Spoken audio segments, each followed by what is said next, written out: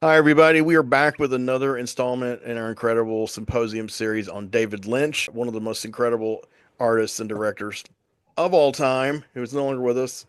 And we will be bringing you 10 feature films, Symposiums. So we're going to talk about all of his work in depth. So please join us in this part and like and subscribe if you'd like. Like and subscribe, everyone. You'll totally enjoy it.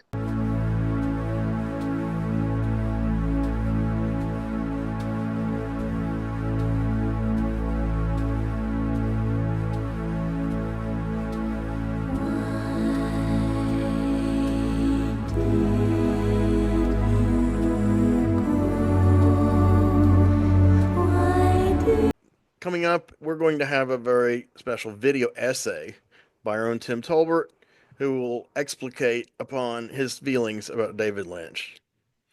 In the meantime, telling you this now, you folks have been watching us for a while, right? You know what to do. You like, you subscribe, you hit that little bell for the notifications. If If you're you a have, Lynch fan, you know what this means. So you hit yeah. that little button on our screen. And if you got any opinions on any of this, let us know in the comments. We love hearing from you. Fan mail Absolutely. from some flounders. Absolutely. Take Have a great care. night. Look out for Tim. I don't think I'm the right guy to really adequately put to words the meaning for most of David Lynch's, films. What I want to talk about briefly is my relationship with his works. The first thing that I ever had really seen from him actually was Blue Velvet, and I saw that in a college course. I had a professor who taught art appreciation, and he felt that Blue Velvet, outside of being a work of art, was a good showcase of aestheticism and how looks can be deceiving and just everything that you could apply to criticizing, not in a bad way, but criticizing as in criticism with a capital C, works of art. And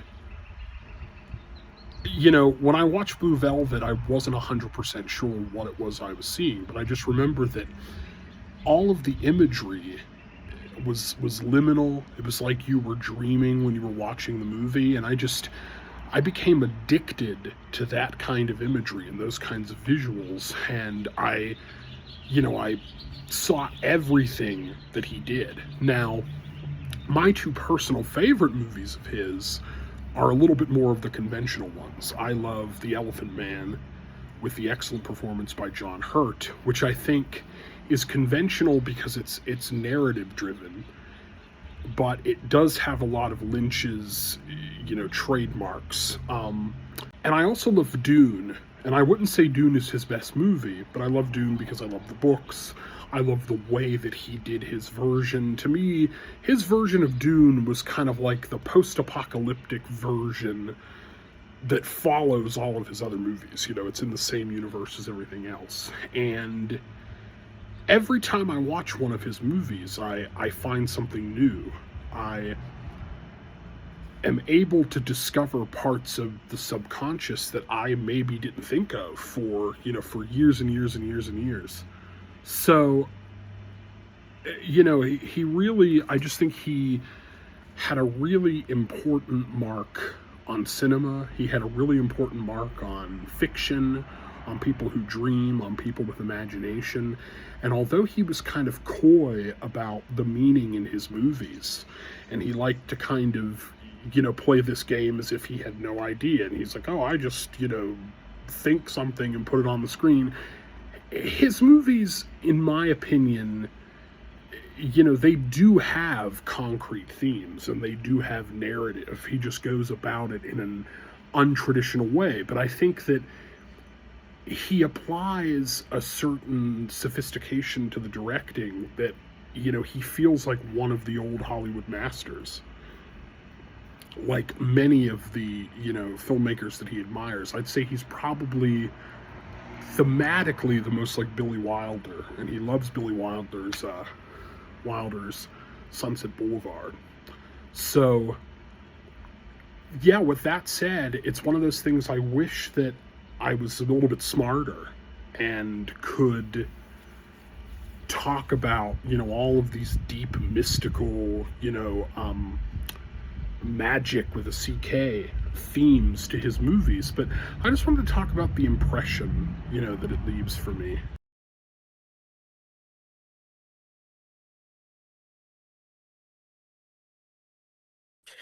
Hi, welcome back to Deep Images, and we are in the midst of a symposium covering the works of the late, great David Lynch, who, according to our beloved Elijah Butler here, is the godfather of all cinema.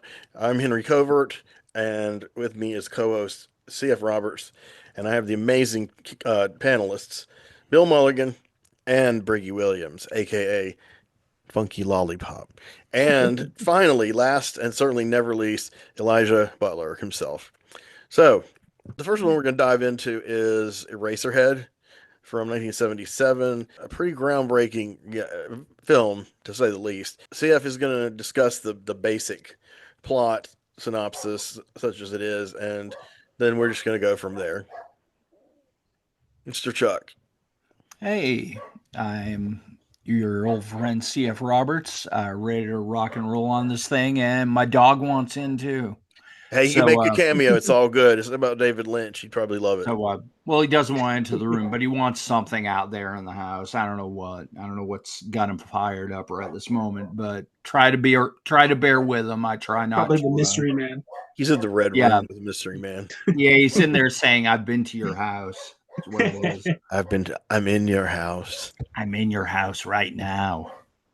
I'm going to bite your leg off. No, but all right. So Eraserhead, okay, a dream of dark and troubling things. Mm-hmm. To give you a brief overview of this movie, and a lot of people would have a very hard time explaining it to you, but trying to cut through a lot of the overt strangeness of this film, and there's a lot of it.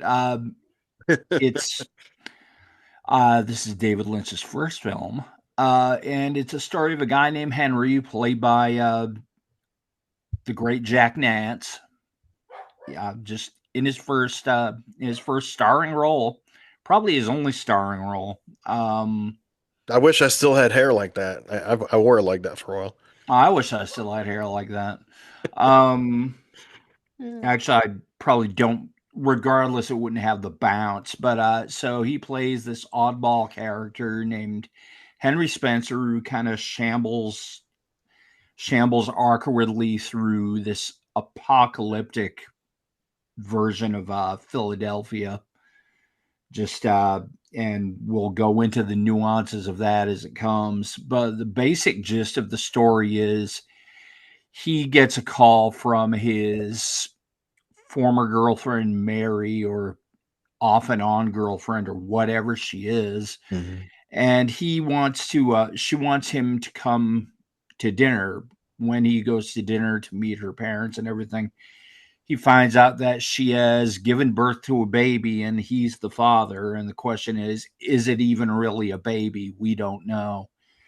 But the entire thing goes back to the two of them moving into Henry's dismal little apartment in the inner city, and trying to raise this bizarre mutant of a baby that looks like a I don't know, a skinned rabbit or something. It's extraordinary piece of technology, whatever it is.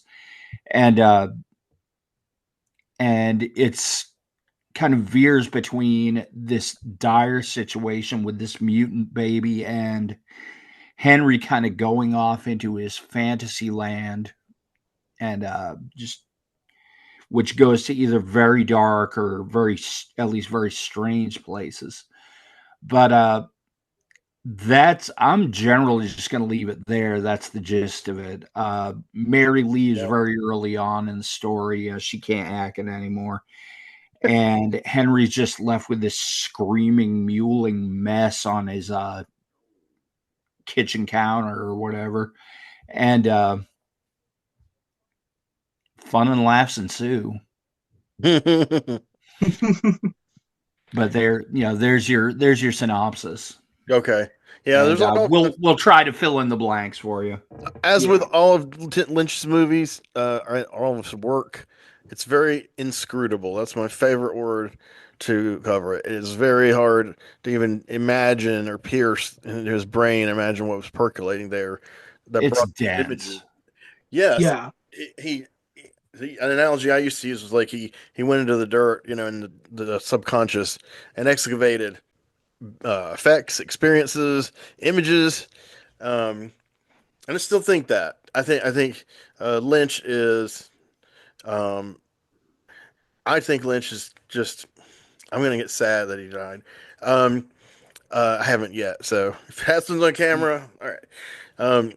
But he was the American Surrealist. I mean, he really. Yeah. The Surrealists were all in Europe, in the 1920s, 1910s, 1920s, 1930s. And of course, there were people influenced heavily by the Surrealists and or part of it who did films that are like Jean Cocteau and Anais Nin and Maya Deren and Kenneth Anger. And these people were very, the spirit of Surrealism lived on, but it didn't have a concrete shape because most of those directors, well, all of those directors I just named, none of them rose, so to speak, into the public consciousness. So Lynch did the greatest parlor trick in the history of avant-garde cinema. He managed to become known worldwide by name and really popular in some circles, even though his stuff was uncompromisingly surreal. So, he's one of a kind. That's why I was getting kind of emotional trying to explain it. But Yeah. everybody has Absolutely. theory. Oh, I'm sorry. Everybody has theories about it, so we can talk about some of those. I'd also like to know the first time you saw the movie and the effect it had on you. That's something we did on the Dawn of the Dead Symposium. I'm just going to go counterclockwise to me. Bill, when did you first encounter Eraserhead, and how and what happened to your brain after? Well, it was 2 years after it came out. I went to college, 1979, and wonderful time to be a movie fan because they still had like theaters. They had a theater near the campus that would show a different double or triple feature every night. All kinds of stuff. All the films that we will discuss in the course of this, all the podcasts we've done showed up there. If they'd been produced, they were there at some point or another. It was amazing. No rhyme or reason. And there was another theater that to compete with that theater was very big on midnight stuff. They didn't show as many things, but they were consistent. They had the Rocky Horror. And in addition to Rocky Horror, they had a few others that they would kind of maybe every other weekend they would show one. And I went to see Rocky Horror for the first time, and they had about 45 minutes of ads and music videos and stuff. And one of them was for one of the other midnight movies, Eraserhead. And I'm looking at the trailer for it, and like the trailer was the damn weirdest thing I'd ever seen in my life. I've never Forget the seen a movie. trailer for it. It's pretty much what you would expect. It's just little bits and pieces, and you could just randomly go in there and William Burroughs any piece out of that film and splice it together, and you've got a narrative weirdness there. So I had to go see it, and I met a few, had made a few friends there, and we all decided we'd go see Eraserhead, and we went to see it, and it's just one of those movies where I'm sure if anyone had seen us taking a picture of us, we look like the audience at the producers, just mouths hanging open. And when it's over, you don't want to be the idiot in the group. We're all like, none of us knew what we had just seen, but we didn't want to admit that because we're, college freshmen. We know everything. But after going to the bar and having a few drinks, this was back in the day when you could do that when you're 18 years old. We all agreed that no, none of us had a clue. Some folks just decided they didn't like it at all, and I'm like, I don't know. It's unusual for me to want to go see a movie again immediately after seeing it, but I felt like that one would yield, and I've seen it a number of times since, and it was quite amazing. But I was pretty convinced we're never going to hear from this Lynch guy again. I don't know if I even really took note of who the director was. I wasn't as into directors as I am now. And no, he never really made a movie like that again. this is a young guy making, when you're young and you've been given a chance to make a movie, you don't know this may be your last chance. It often is. Right. He threw the kitchen sink into this, no budget, but man, the style, the quality of it, it's a nightmare. It's many good films have that dream logic, and this one has that nightmare logic without being Mhm. necessarily obviously scary or anything. It's just that feeling of dread that's just hanging over you. The black and white photography, the grain, it's it's very, very cool. And again, when you're a college kid, you go see a lot of artsy farts and crap. And I know this is the unfortunate thing. Seeing Eraserhead as being one of my first real exposures to art films is kind of like what also happened to me as a kid, that the first science fiction I read was Ray Bradbury. Mm. And that's unfortunate because it's all downhill from there. You probably, I should have worked my way up, but my dad loved Ray Bradbury and I read it and I was like, wow, science fiction is great. I got to read more of it. And I did. And it was like, well, this is a lot of crap because it didn't have Ray Bradbury. Same thing with Lynch. It's people who have, I don't know if you can try to make a movie like Eraserhead. You just make it and it ends up being Eraserhead. If you try to do something like that, it's hard. You're not David Lynch. No. I'm not sure David Lynch was even David Lynch, the same David Lynch at the end that he was in the beginning. Like most No. good artists, he grew, he Mhm. evolved, and I don't know that it would have been interesting to see if he had never made Eraserhead, if he had decided as his last film, and having run the course of his life, to make Eraserhead, what it would have been if a mature, older, more experienced David Lynch. But I'm glad we got the one we did because Yeah. there's something you do when you're young and hungry and taking your best shot that you can never Absolutely. replicate. So I had a great time watching it. And, it's not a movie I introduce to people unless I'm really, really sure they're going to like it because they'll never trust me again. But if you're the right person for it, it's still, there's nothing much like it. I, And Mhm. I it'll, wonder. it'll, it'll be good forever. Some films get old, they Mm. age out, Yeah, and you this one watch doesn't. them and you're kind of cringy. It's like, wow, the 80s, a lot of drugs.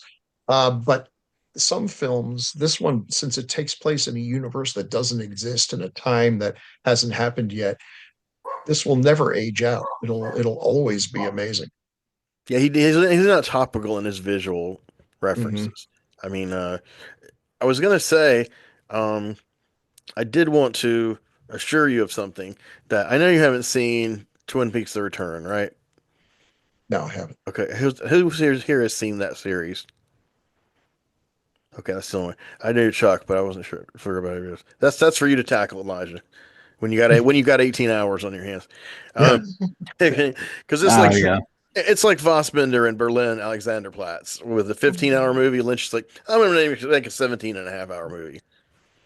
Uh, and he basically did. That was exactly the way the script was written, to provide for these periods of occasional improvisation, but experimentation, I guess you could say. But I bring it Hmm. up because you mentioned something that I didn't have in my mind when I watched a few episodes of The Return. Specifically, there's episodes 3 or 4, and Dale is finally coming out of the room. And it's not like he just goes poof and he's on Earth. You know, it's like he goes out of the room and then it's like he's in outer space. And Mm. everything's black. And he comes to this thing floating in the middle of nowhere. And the look of it was exactly like Eraserhead. That's the only time but it didn't look like a ripoff because Yeah. it did further the plot because you know how Eraserhead starts with the horizontal face of Henry Spencer and the weird. Okay, Yeah. well, in the return, uh, Dale encounters there of Don Davis as Major Briggs because he's such a pivotal character, even though he's deceased.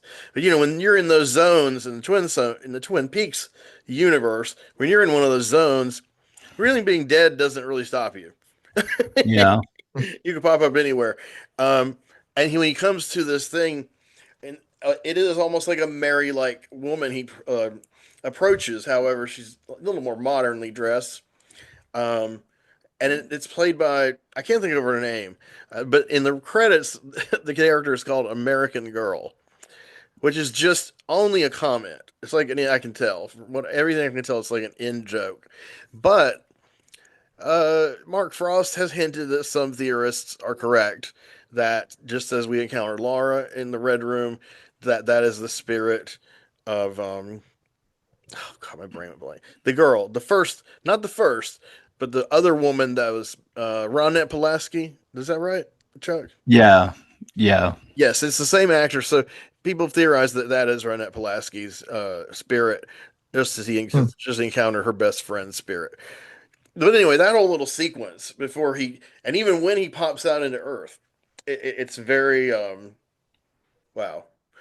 And I didn't really think Eraserhead immediately because I just see little bits of it in all his work. It's about as cryptic in a lot of places. Yeah, well, we'll get to we're not going to do a whole show on the return because we already did one, and I had to cut out 5 minutes of our last thing while I was editing it because I went on a tangent about it. But I do feel like it's a key work because this is the last unified work that we're going to get from him, unfortunately. Yeah. So I think everything you said, Bill, is incredible, and I think the fact that he did go full circle while also being a very different person, Mm-hmm. he pulled it off. It's just like amazing. I gotta just say one thing, just to give you an idea of how amazing these theaters were back then. God, I was so lucky to be going to college when I did. Just luck of the draw. The before they showed Eraserhead, just to whet our appetites for what we're about to, they showed the Andalusian Dog. Is that right? Oh yeah. Yes, yeah. Oh, okay. Well, So, we're minding our own business, trying to sip on a Dr. Pepper with some popcorn, and suddenly there's an eyeball being sliced by a razor, like Yahtzee. We're in for a ride. And yeah, there were some really good surrealistic filmmakers back in the day, Maya Derens and a few others. But those were always like short subjects. I don't know where these things played or who got to see them. I doubt one person out of 1,000 ever saw these films. from what I've read, Yeah, they showed them in France and they would burn down the theater and you heard about it, but you Yeah. never actually got to see the film. But that book here, by Sydney, there's a book by Sydney called Sydney. It's called something like not adventures, but something in the world of avant-garde filmmaking. Yeah. And it was written in the mid '90s, and he details kind of the people we're talking about right here and their fate, how they got distributed, Yeah. and how they influenced other people, even though they were. But the important thing is the point he's making is the ones he's homing in on the most, other than like Cocteau, they're all American. So the American avant-garde underground was really underground because Americans are kind of prudes. In Europe, these movies have much better reception and reputation. Now, Maya Deren is gorgeous, but she didn't become a superstar. It's not going to happen. Well, that's the thing. I think it's to Lynch's credit that he somehow managed to make a movie as profoundly weird as this. Yeah. Uncompromisingly strange, and yet it did get distributed and it was seen by a lot of people. Yeah, it's funny that when you first started talking about it and your experience seeing it for the first time, I just thought, yeah, this really is kind of like the American Xi'an Andalou. It's a gateway drug. Yeah. I love having those. Yes, I do feel like it's that kind of work. And I did read, you were talking about the distribution and the theatrical run. And from what I read today, by modern terms and common sense, not necessarily studio heads, what they say in the Fan Bros channels, profitability, it's not how many millions you spend, it's how many you make. And if you put underground genre filmmakers in America under that lens, some of them made a fortune. I mean, how did someone like Melvin Van Peebles continue to make movies and do stuff? It's because he owned his work and it made many times what he paid. So the budget I read for Eraserhead was $100,000. I didn't think it was that high. I thought it was probably gonna be like 50. But same with Night of the Living Dead. Night of the Living Dead was 115,000, which that really blew my mind. But so it was $100,000, and in its runs, it has made $7.5 million. So it's an insanely profitable movie. Sure. But it's still not really in the public consciousness, except maybe as like some kind of joke in a sitcom or something. And it's just like, you look like a Eraserhead man with that hair. People said that to me when I had the hair before I've even seen the movie. Um, what's the first time you saw it, Chuck? How did that go? How well? That's an interesting story. My history of the Racerhead. I had probably seen The Elephant Man before I saw Racerhead, Same here. but was kind of unaware for whatever reason, unaware that these two films are made by the same guy. But I one thing I used to do a lot as a teenager, in my senior year especially, was just I hated being in school. I hated, I had this assigned period where I'd go to lunch. I never went there.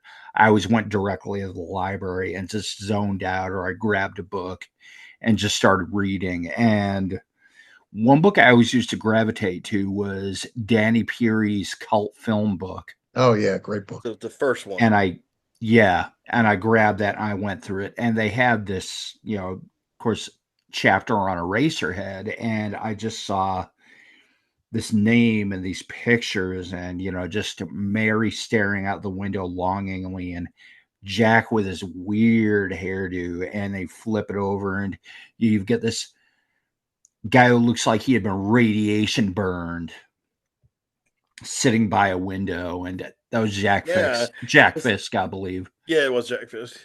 And very nebulous descriptions of the movie. Didn't show any pictures of the baby, anything like that. But that's the money shot. But it intrigued the hell out of me to the point where I talked about it and obsessed over it for years. It's like, I want to see this movie Eraserhead. Cool. And then finally, it came, we had the big home video boom, and I went to the video store and found it. And so I grabbed it and ran home, and it was one of those weird periods. I was living with my mom, or my mom was living with me. It was one of those, okay. I was living with her at that time. I've been there. I've had instances where my mom was crashed out on my couch and I was crashed out on hers, but changed around. And so this was one period where we'd watch movies late at night. Me and my brother were big kind of movie buffs. And I was all alone watching Eraserhead, and I flipped that on and I watched it. And it's one of those things, it's like when we watch Pink Flamingos, we're just sitting there watching, crackers going, or Divine going down on crackers, and just thinking, oh God, please, Mom, don't wake up. Don't wake up. Don't wake up. And this was one of those times where it was just me watching, Henry stick the scissors in his baby. And that's when my mom walks out. Said, what in the name of God are you watching? Absolutely horrified, like to the point of incomprehension. And she's just like, oh, I'm going back to bed. And that was how I first saw Eraserhead.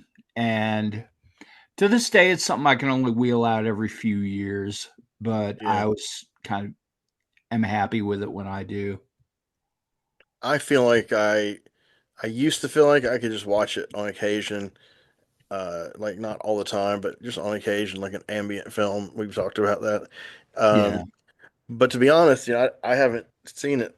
I had not seen it. I sold the DVD about 2 years ago, so I had not seen it until, we planned this show. So I was down to the last minute. I had it playing while, some of y'all source came onto the Zoom with me. So, this time around, I would say it isn't something I would watch very often.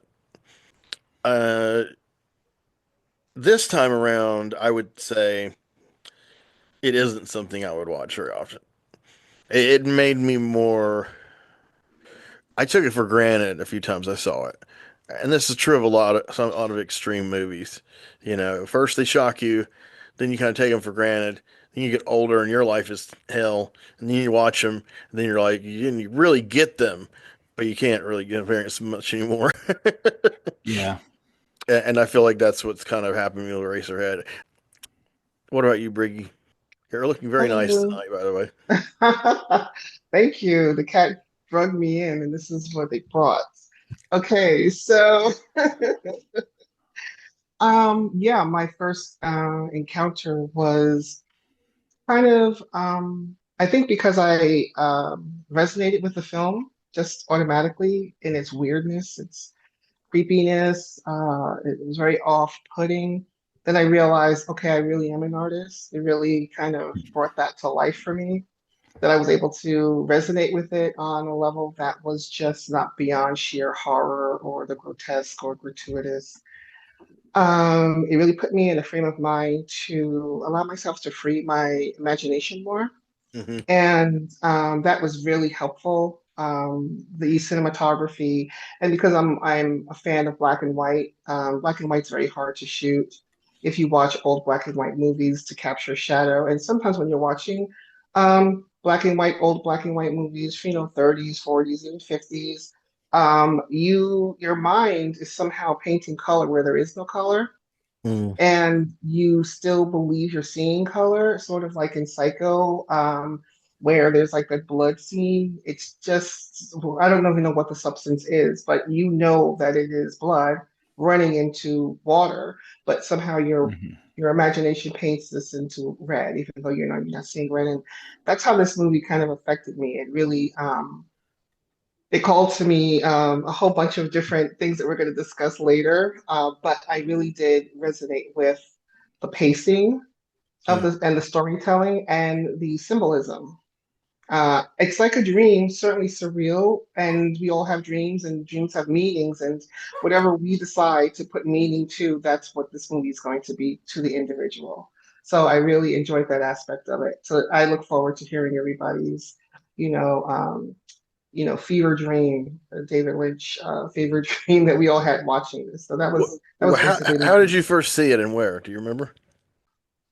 I can't remember because I was probably because I'd watched so many odd movies, and this one sort of came. You know what grabbed me, quite honestly, it was the packaging, Oh, the just the photo. yeah, yeah, yeah. Yeah, that grabbed me. There was His something, hair's exploding. the hair, and then he's not looking and then he's looking away, Yeah, and he looks it's like, scared. what is he, right, what is he looking at? He's kind of like, but like, repelled by something you don't know. It's very intriguing. I thought it was a very interesting choice. And for his first film, let me talk about that.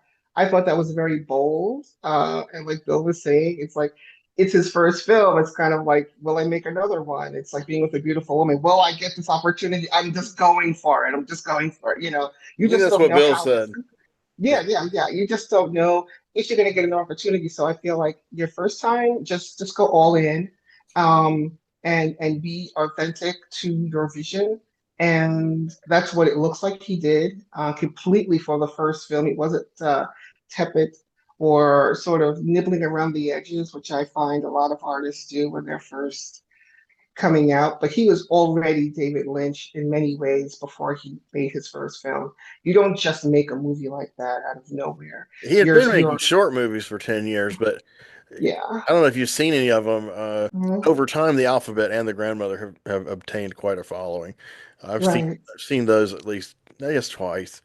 Um, Yeah, I but saw a few shots from the grandmother today or yesterday, and I had never seen those before. That looks pretty wild. the Grandmother is like, it's not a movie you would watch much for the um, plot, and but the images are good. They're good. They're not as incredible as Eraserhead.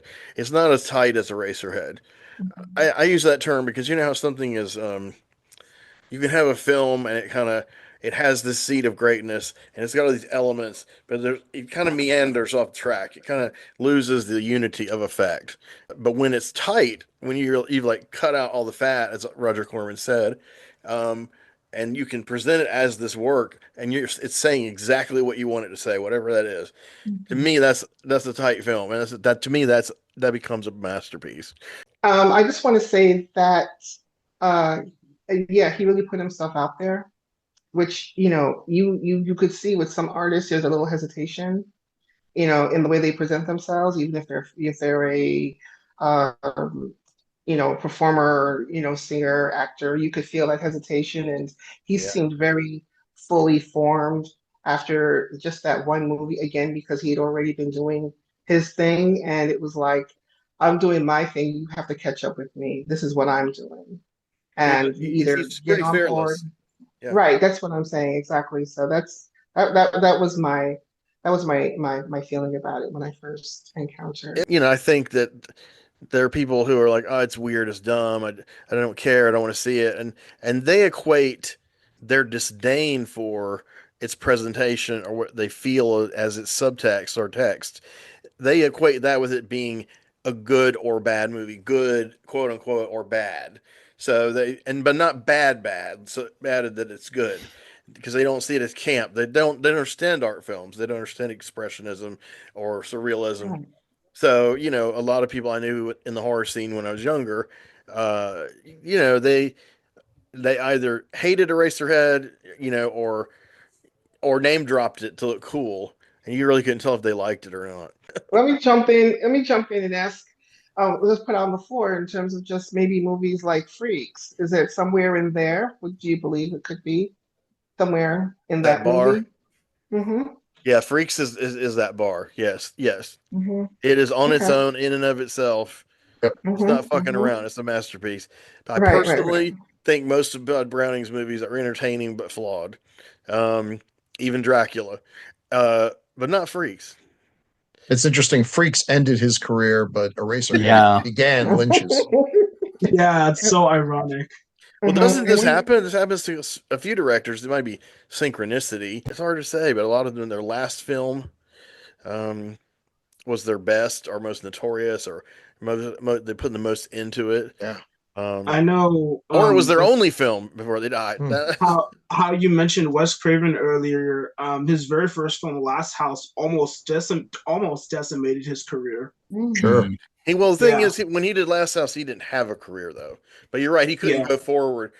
That movie was hard to make, and I've read a lot about how they made Hills Have Eyes. Hmm. I'm very sensitive to heat, which y'all have probably figured out by now. I love winter, but um, the Winter King is my one of my characters I made up while I was in the hospital, Well, and you're always blue, so why not? Yeah, yeah, you look I'm pretty blue. cold. To Like that break, guy from the Rankin Bass thing there. yeah, Oh yeah. yeah, I'm Snow Miser, and Take it down to Batman's supervillain. Why not? that movie did have, to be honest, as much as in Mhm. hindsight and now I'm not fond of that movie, yeah, other than I love Michael Keaton. I love that costume he did, but I don't really care for that movie anymore, not all of them. Mhm. um but it did play into that, and it played into it better in the second movie, which I do like. um I felt like in the first one, Anton First finally nailed this homage to expressionism, and as an atmosphere or like a place that these people like Bruce Wayne would inhabit. No wonder they're all nuts. They live in this just, it's like their city is like the cabinet of Dr. Caligari. Well, that's what Arkham Asylum is, cabinet of Dr. Caligari. And that was used, by the way, that last sentence, that was used, in Joker too, which I have not seen. But Elijah might remember when we did the show about him. Rhiannon pointed that out. You know, Yeah. Rhiannon pointed out how the structure that these people are living under, and then what kind of people they are, the orbit they're in, I guess you could say. Mhm. So anyway, back to Wes Craven. No, just kidding. Back back to Eraserhead. um, I Elijah's up. Did you have any other things that you want to say about it right this minute, or should I Yeah, pass? Me? actually. No, Yes. Yeah. no, no, So Elijah. Oh, I mean, so oh, okay. I first saw Eraserhead, I want to say like a few years ago when I bought the Criterion for it, the Criterion cover.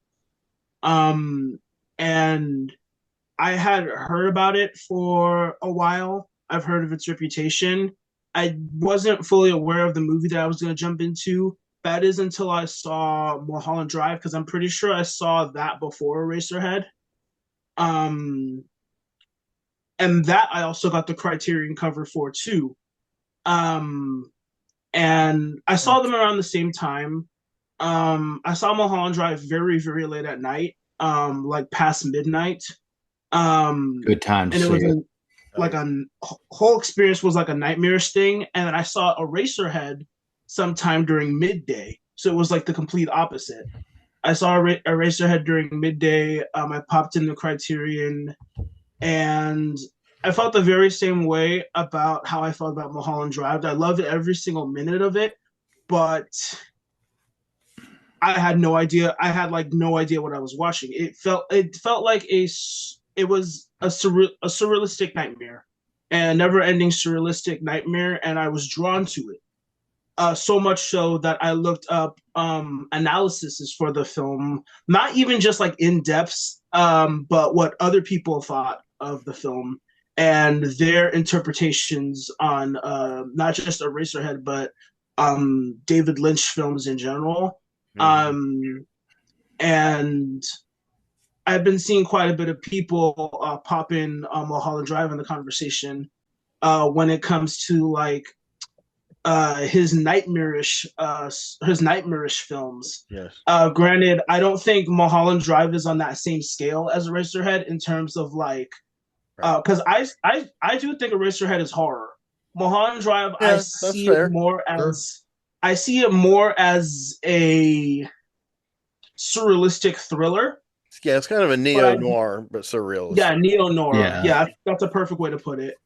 But yeah, I definitely see Eraserhead as horror because while watching it, even when nothing's going on, a lot of the film has little to no dialogue, and that's a lot of the film. Yeah. And the color grading, the cinematography, the black and white look, it was all crisp. I really loved how the film looked.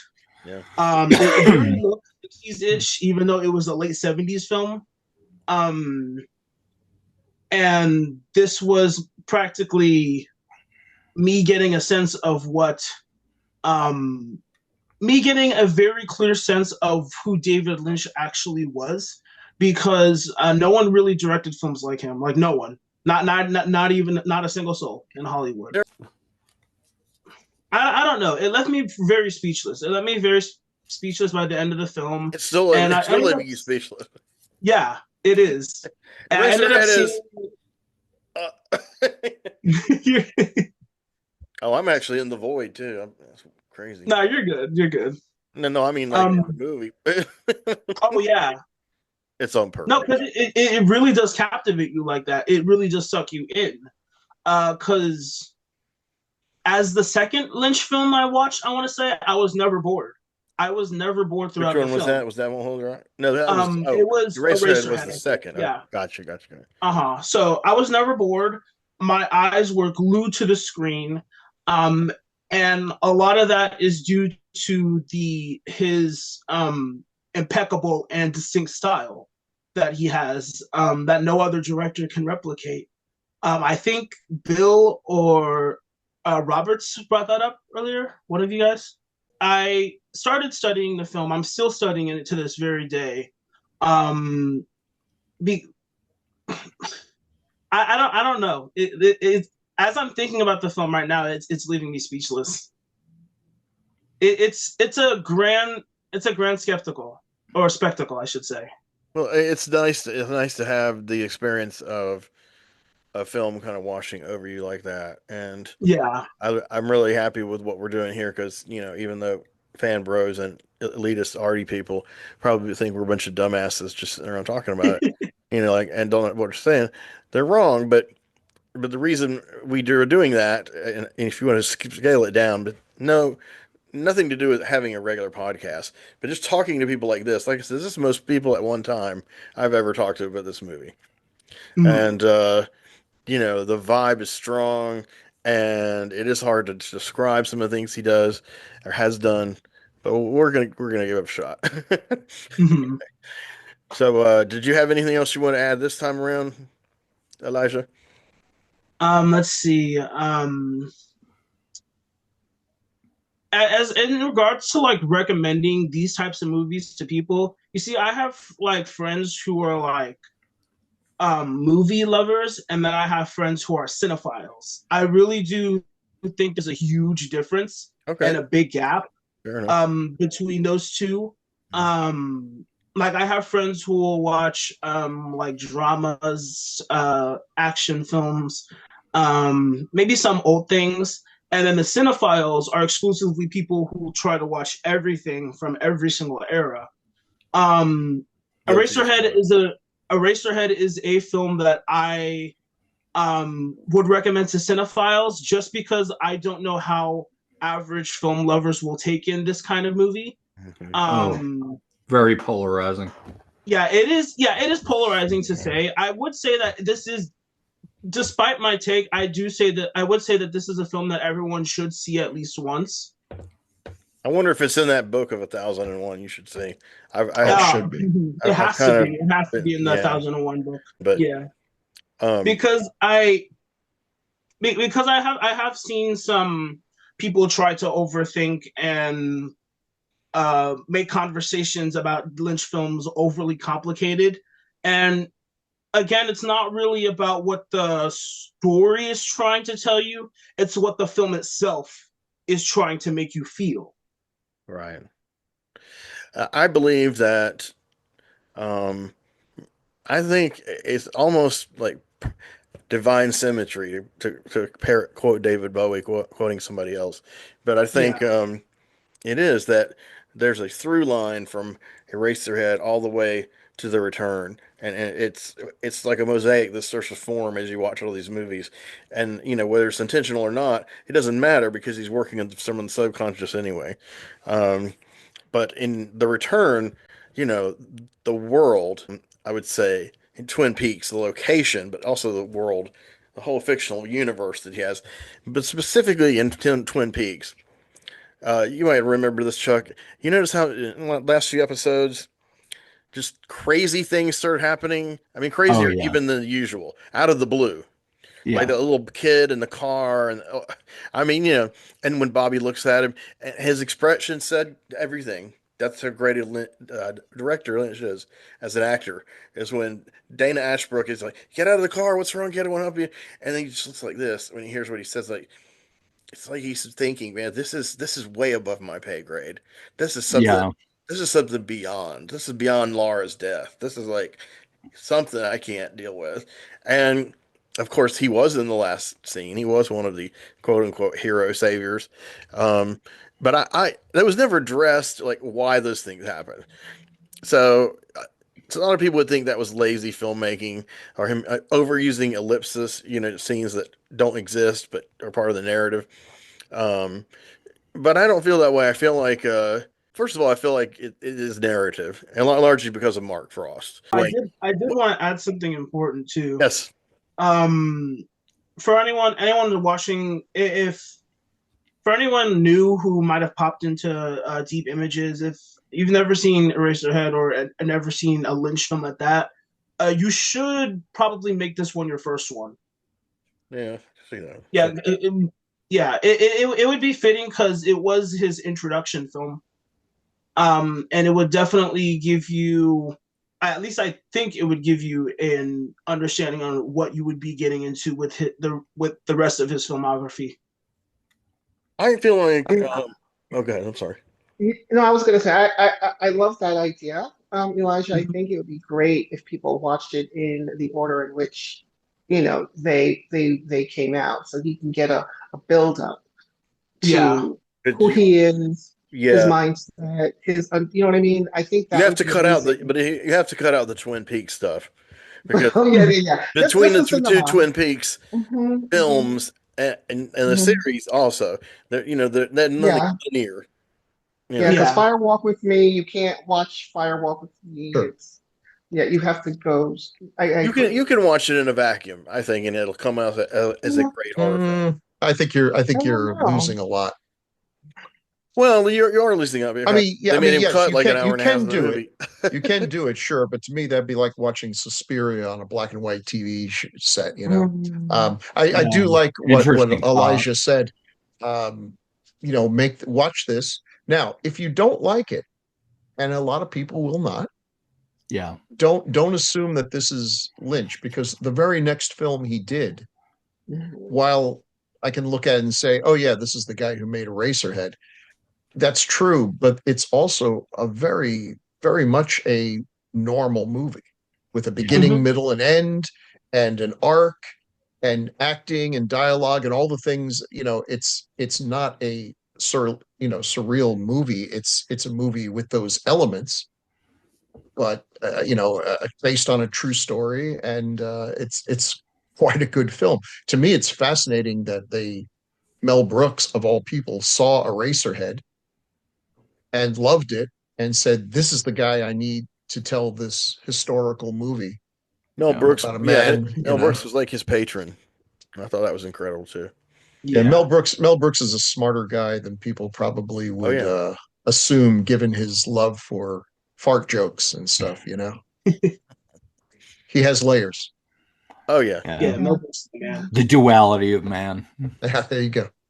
It would have been great to see him direct a serious film, a serious drama. Mel Brooks, just as an aside, just to see where Yeah, his, because but that humor comes from a dark place. I think he You can't, realized that people yeah. would reject it, and they would go in with expectations he wouldn't fit, to the point where I didn't even know Mel Brooks had anything to do with The Elephant Man or The Fly. I Right. mean, to me, that's admirable, though, that he was willing, because these are both great Yeah. films, that he was Yeah. willing to erase his participation in it for the benefit of the film, so that the film would do better. That was more important than him getting credit for it. He did This do is one thing. Hollywood we're talking about. He did insert one thing into the film that's, you know, his wife plays.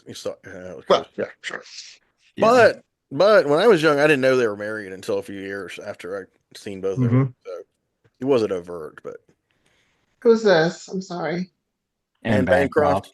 And Bancroft. Oh yeah, oh yeah. Yeah. Yeah, my mom had to tell me that. She always knew who was married to who. The only clue I had with that was when he made Silent Movie, and when there had to be a scene where the guys would go try to get the most famous beautiful actress in the world to be in their movie, and they picked Anne Bancroft. I'm like, I like Anne Bancroft, but I don't really see her that way. But then you're like, oh, he's married to her. He sees her that way, and that's actually kind of sweet. He does. She's a muse to him. I mean, Yeah. I always liked that. If you ever get a chance, go on YouTube and just look up Anne Bancroft talking about the first time Mel Brooks was trying to court her. It's That's awesome. hysterical. So there's a little That side sounds project. very sweet. Yeah, I love those kind of Yeah. stories. Occasionally Mhm. they're annoying, but they're usually pretty No, fun. but this is really good. Yeah, yeah. I'm a sucker for romance, not most of the time. Okay, thank you for joining us for this installment in our David Lynch Symposium series. We really appreciate it. We hope you enjoy it. And if you would, hit the like button and subscribe to the channel, and also hit that notification bell. So we know who you are, where you're coming from, and why you're here. So join us. It's important. That's right, Skeezix. Bye. It's true that we cannot see that far behind. If we looked all the way in the past, we'd go blind. In the night, from the stars as they've all lived their lives, and the light that they gave as they burned and then died.